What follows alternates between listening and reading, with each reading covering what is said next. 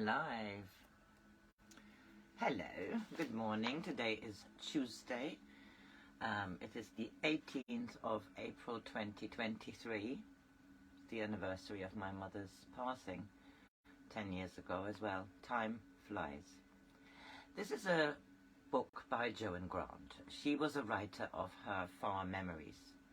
This is her 7th book, and it is playing in Old Egypt before the time when Moses was found. The story is written from Nebunefer's view. He was originally the royal heir, but when the father dies, Seti, but he yields the crook and flail to his younger brother Ramoses II and retires to the living water, a remote estate. We have now jumped many years. Ramoses is Pharaoh, and a young lady, Iris, came to the living water sanctuary to find sanctuary. I have finished yesterday halfway through, and I continue now. Master of Expediency. The shock of this recognition was so terrible that had it not been for Mina, I should undoubtedly have died. She treated me as a child, convalescent after a long illness. I defy anyone to retain a sense of righteous indignation against the gods when his nurse treats his outbursts of grief as an ailment, which must be cheerfully endured until it is cured by time, or to be pompous after she has supported his tottering steps to the privy room. Neb, I consider it very charitable of you to keep Mina here. There are few men who would like to be served by someone who must be a constant reminder of an unfortunate experience.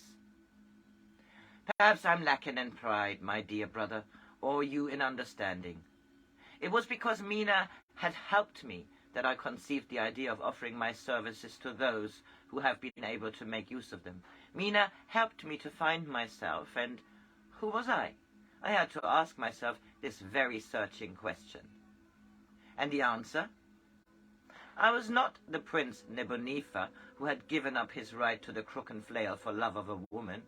I was a man who had shown himself to be a reed that broke under the stress of the bereavement. A man who could not rejoin his wife until he had fulfilled his obligations. Gradually, I became more interested in others than in myself. A most salutary experience, probably at the instigation of Basar, my invaluable friend and overseer. People began to consult me when they were troubled.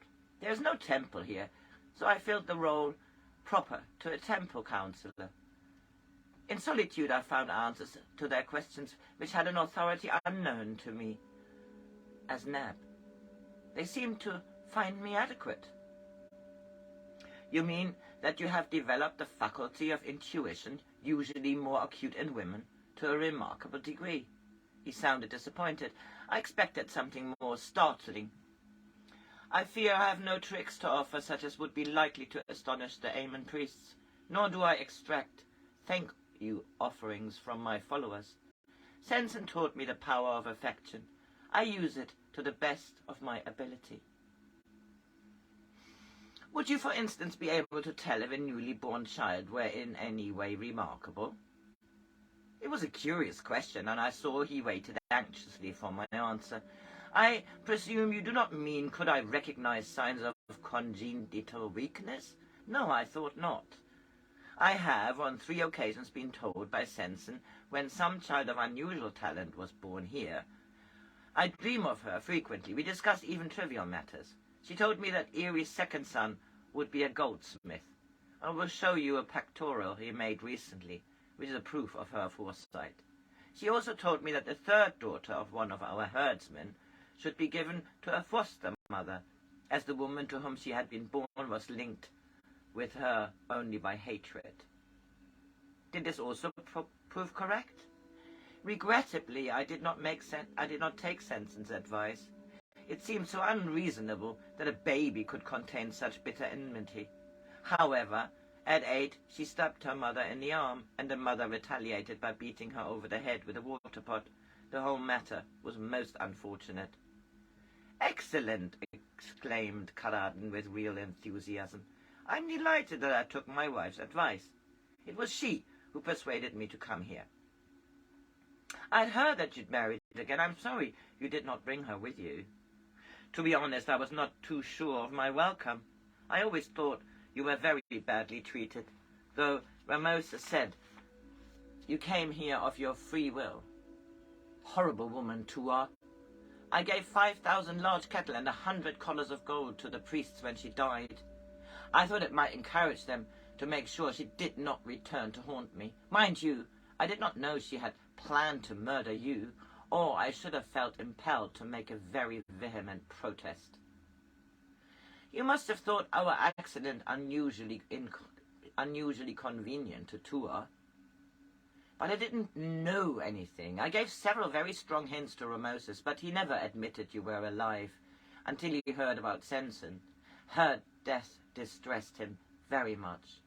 I have never seen him so upset when his first child was stillborn.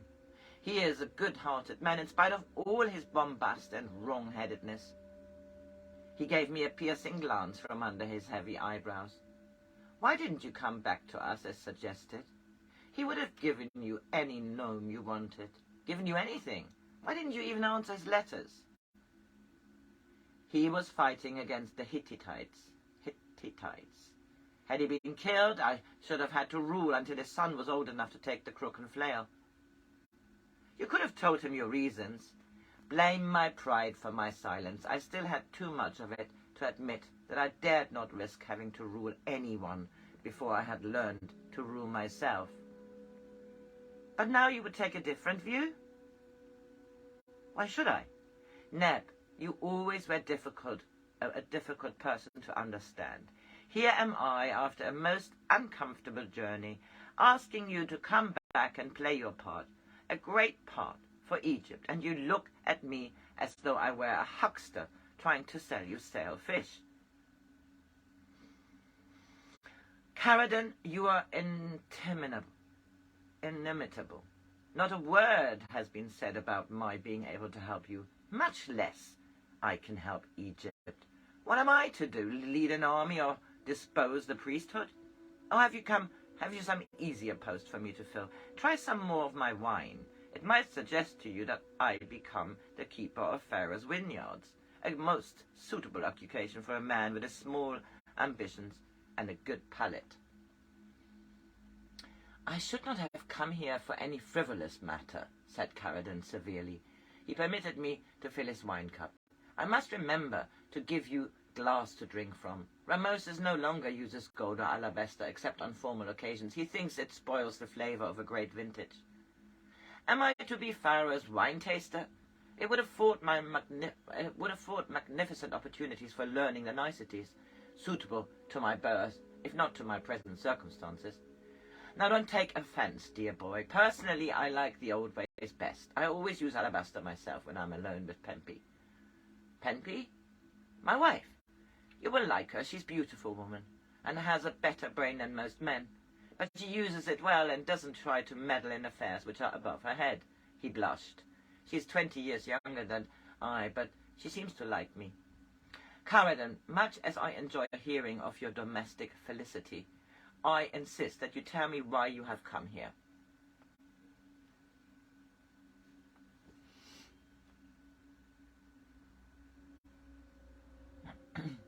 My curiosity bubbles like soup on a brazier. Unless you cool it with a speedy explanation, I shall shout for Mina to bring me a basket of eggs. I shall then emulate Ramosis as a boy, when he used to relieve his feelings by throwing eggs at the scribe whose painful duty it was to teach him history. I came here because I want you to prevent Ramosis making a fool of himself. He won't listen to me. He won't listen to anyone. But he always had a very real affection for you. He says you are the only man in Egypt who has given him everything and asked for nothing in return. That is why he didn't insist on you leaving here years ago. He said it was your right to forget Pharaoh if you wished. He sounded genuinely humble, which is very unlike him, I can assure you. arrogant, proud, bombastic. I know all those moods only too well, but humble. So even the vizier of the two lands does not find it easy to control our young brother. Control him? I would rather try to drive unbroken stallions on a linen thread. Not that I can see well enough to drive anything except a pack donkey. In some ways he resembles a pack donkey. When he gets an idea, nothing can equal him for stubbornness. For instance, consider his attitude to Hebrews. They are kept in walled villages and are not allowed land on which to grow their own food, so we have to feed them. This would be a matter of minor importance if there were not Hebrews in portions of influence throughout Syria. I need wool from the king of Naharan and have to pay too high a price because his advisor is a Hebrew. It is the same with Arvat, with Code, with Karchemish. Everywhere there are Hebrews, shrewd men whose subtlety I am forced to admire, who feel it their duty to cheat Egypt because of the fanatical attitude Ramoses maintains towards their kindred. What excuses does he give? Ramoses never finds it necessary to excuse his activities. When I try to make him see reason, he refuses to discuss the matter, except to reiterate that until Hebrews repudiate their God, Yahweh, they shall never be allowed to mix with Egyptians, lest they infect us with their hearsay. Since when has Egypt become so poor in spirit that we need to fear foreign gods? And a foreign god who is so servile, if he exists at all, that he has no temples and no priests. Ramoses believes that Yahweh was the power behind our 2 invasions by the Hyksos. Then Ramoses has been less grounds for his folly than I suspected. If he dislikes Hebrews, why not send them out of Egypt? I have repeatedly implored him to do so, and I am not unskilled in argument. He says they are useful to us as craftsmen, and in captivity may even learn, when Yahweh has proved to them that he is powerless to release them from bondage, that their skill may be used to the greater glory of Egypt. Tell the Hebrews, he says grandly, that when they are willing to sacrifice to Ra and to swear allegiance to Ramoses, they are free to stay or go in peace. Hardly the utterance of a tyrant, I said, and I am very doubtful whether I could persuade Ramoses to alter his policy. But I did not come here to discuss Hebrew, he said testily. I came for a far more urgent reason. He paused only long enough to sip his wine. Neb, you had your happiness even though it lasted only 4 years. Ramoses needs you. If he doesn't find some kind of peace in his private life, he will plunge us into another war so that he can escape out of Egypt without loss of dignity. Now wait and don't interrupt me. Ramoses already has 145 children. The queen's secondary wives and concubines all live within the palace walls. Separate households, of course, but the atmosphere is about as placid as a lake of hungry crocodiles for fighting over a corpse. If only he would choose his raw ear, we might have a little peace, but he won't do it. He has a fixed idea that he is to have a divine son, who will be a winged pharaoh. 7 of his sons have attempted temple training, but none of them has proved really satisfactory. We all hoped he would choose Warempta, the 13th son and Asnefer's 5th child. But he won't make the declaration until he has carried out a ridiculous experiment. Caradon refused more wine, but paused for a moment, indulgent in self-pity.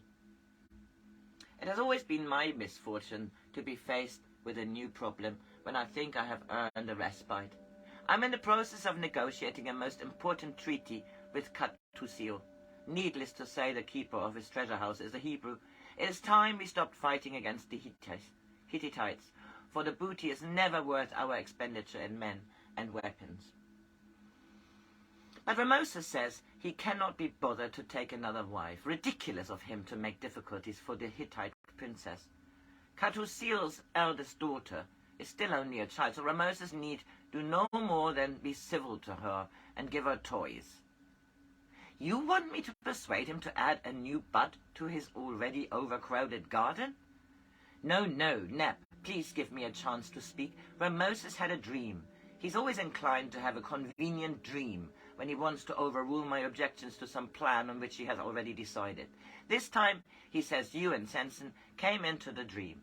He must have believed in it himself, for he sent a messenger to make sure you were still alive, by relays of chariots the whole way from his new city of the Delta.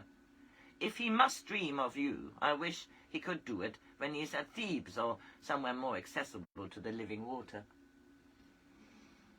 No royal messenger came here, I said mildly. He met one of your people in the riverside village and relied on your still being in good health. When Pharaoh says, travel swiftly, no one wastes an hour in getting back to him with news. It appears that you or Sensen, Ramoses was not very sure which, said that his divine child would be born next year, and that he would see his mother for the first time on the night the child was conceived. Apparently, one of you added something cryptic about the state of the moon, but as he could not remember the details, he decided to take a virgin each night for a full month, so as to be sure that the omens were propitious. I failed to conceal my amusement at Caraden's expression of pained distaste. He frowned. Neb, levity is most inappropriate. If you will indulge me by listening to the rest of what I have to say, you will doubtless take the matter more seriously. I composed my features to a more seemly gravity and leant back in my chair. I am all attention. Thank you. I will be as brief as possible. When I told Ramoses that it would be more than undignified for him to receive strange young women in his bedroom, young women, moreover, who had no place at court, for otherwise he might already have seen them, he said airily that he was perfectly willing to leave their selection to me. Imagine my consternation. I, Caraden, the keeper of the royal seal, the vizier of the two lands, ordered to behave like a slave dealer. I did not trouble to conceal my anger. Was I said, to pinch the buttocks of girls in the marketplace to see if they were firm enough to please my master? Was I to finger young breasts and perform even more intimate explorations to assure myself that the meat for the royal table was without blemish? Would he prefer them dark or red-headed, plump or skinny? Did he sympathize with my righteous indignation, or consider the feelings of a man with a young and beautiful wife, who might turn from a husband who showed such apparent dissatisfaction with her charms? No, he roared with laughter and said he had consulted me only so that I should be assured that his heir came of lineage on his mother's side, also of which Egypt need not be ashamed. I pleaded with him, I argued with a subtlety which would have caused even Babylon to treat with us. He remained adamant. I found the girls, all of them are young, for he insisted that they be virgin and comely, and virginity amongst older women is as significant as dull scales when judging the freshness of fish. At least, let me send them to his hunting pavilion in the marshes near Tanis, instead of to one of the palaces, and he has agreed that the children shall be born at a suitably remote estate which I own in the Delta. So I've done my best, such as it is, to ensure that the incident will be treated with the utmost discretion. It seems too late for me to intervene, but not too late to persuade Ramoses that these are only more children, ordinary children whose unwanted presence is only an added complication. I begin to think that the gods mock our family. Either we have no children or a plethora. I do not ask you to stay longer than is needful, but at least have the charity to convince Ramoses that he has been deceived by a demon in your shape or in Sensen's shape, and select which one of his grown sons you prefer and make him announce his heir. We must have an heir, or if Ramoses dies, Egypt will be rent by rival claimants to the throne, as though she were a carcass dismembered by hyenas. And what of the unfortunate children? You could adopt them, he suggested hopefully, or adopt those which prove an encumbrance to their mothers. You think of everything, my dear Caraden. I should comfort the paternal instincts of a childless man to be offered such as wealth of nephews and nieces. Is it too much to ask how many I may expect? Not too much, but too soon I started on my journey south 3 days after the moon had completed the 28 nights of Pharaoh's folly. So this is the end of this chapter entitled The Masters of Expediency. The next chapter is The Wife of the Vizier, which is Caradin, the brother of Ramoses and Nebunefer.